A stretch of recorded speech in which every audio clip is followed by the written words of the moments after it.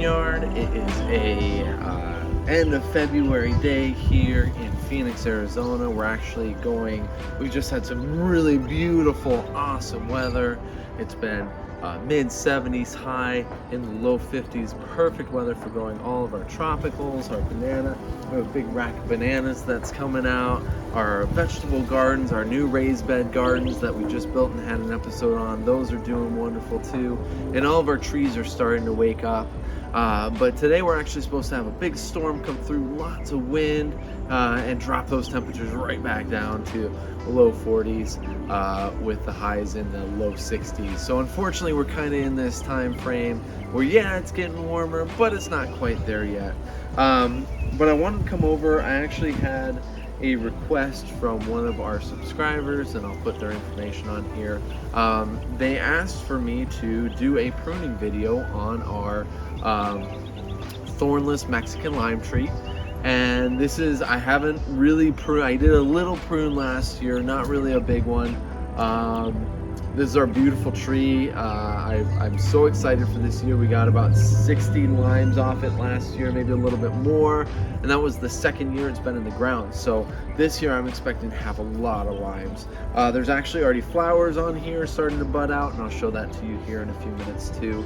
We're over here by our garden area where we're building those new raised beds. We have our irrigation pond, and just on the other side we have our pool, which is empty right now, as well as our 3 different varieties of bananas. And we're going to be planting some other fun things in the pool area this year as well. So let's go ahead. I got my rubbing alcohol, I got my hand pruners. Let's go ahead and let's get into spring pruning our Thornless Mexican lime tree. Here we go.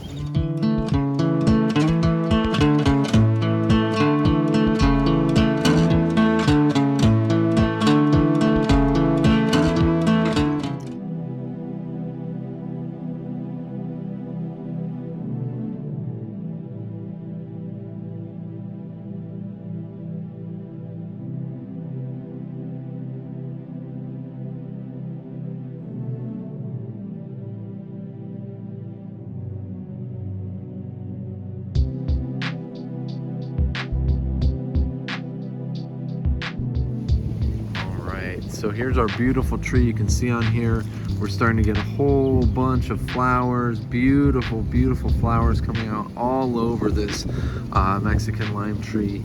It really is doing amazing as we speak. It's doing really, really well.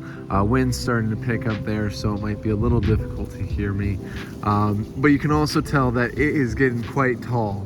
So we're gonna prune off some of the height of this tree, and it also has a lot of suckers coming out this year. So these are all suckers down here where kind of they come out from the trunk. I want some of them, but not as many as there are on here. I try to wait until it's springtime to cut anything off, because the extra foliage and everything really does help protect the tree during the winter. So we want to have all this extra mass, this extra living mass against the trunk to help protect it during the winter. But now, as we're starting to get a little bit warmer, it's definitely a good time to prune. And since it's flowering out, I don't want to wait too long to prune. I definitely want to prune it sooner rather than later. You can see even here we got a whole bunch of flowers hiding in here. I think this year is going to really be full of abundance.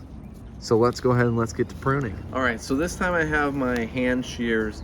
Don't really need my big, huge, giant shears. The branches on this guy are pretty small, or at least the ones I'll be cutting off. So we want to focus on kind of those main areas again. I'm going to talk while I disinfect this guy here. Remember, we're disinfecting our shears, whether they're hand shears or other shears. We want to use that rubbing alcohol, make sure we don't spread any sort of disease or virus or anything through our pruning shears when we do this. So I'm going to focus on kind of some main areas. Obviously those suckers that we talked about before, I want to make sure that I get those guys off. I really don't want those suckers on there.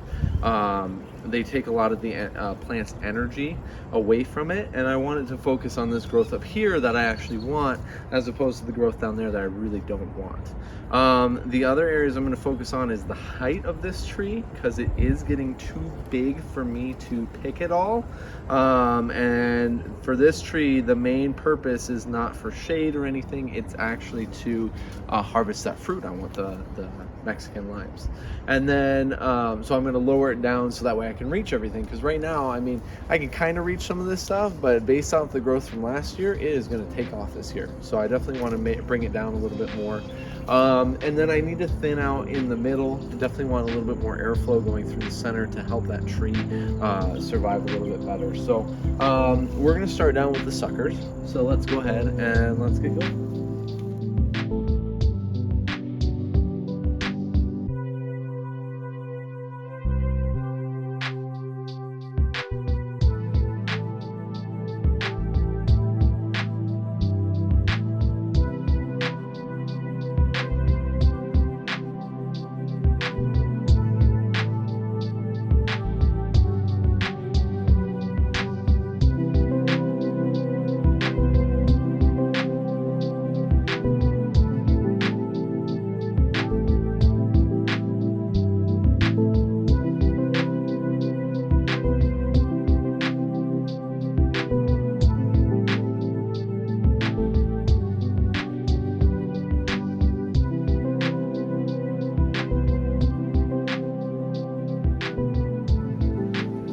All right, so I went ahead and I did our spring pruning on our beautiful thornless Mexican lime tree. I took off a lot of tree, which is okay because we're going in the spring, it's gonna grow a lot.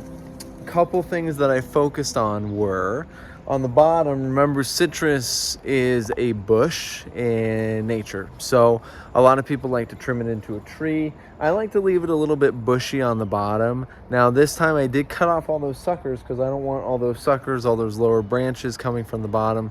I do want more of an established trunk, but I'm still gonna leave it where I know that it's gonna be shaded in the afternoon, because I really don't want to paint the trunk of this tree, which is the other alternative. If you do trim it into a tree and have no lower branches, you do need to paint it so the tree doesn't get sunburned, because that can really affect our citrus trees.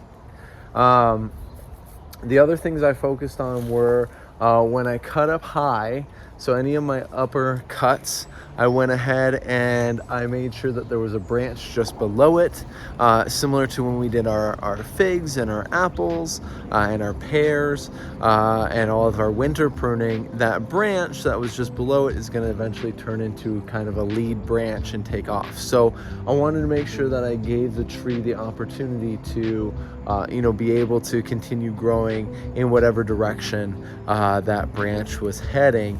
I made sure also to pick the branch that was heading in the direction that I wanted the tree to grow. So that was the other thing I did. And the last thing I did was, when I thinned it out, I left it still pretty bushy. It's still pretty bushy in here, as you can tell. And that goes back to our whole, that this is technically a bush. Our citrus are bushes in the wild, in nature. And so I want to make sure that it still is able to protect itself from our sun, especially here in Phoenix, and that it's able to shade its the inner part of the tree, those inner trunks, while also getting the proper airflow. So I tried to balance between the two, and I did the best I could. I'm not sure if it's perfect, but then again, I am human as well. But I'm so excited for this season with our thornless Mexican lime tree. We have so many flowers on here, it's crazy. I actually haven't been looking at this tree for a long time, so I'm super excited for this season and for getting to harvest some of these beautiful and tasty Mexican limes. So as always, live green, plant lots, and of course have fun. We'll see you next time.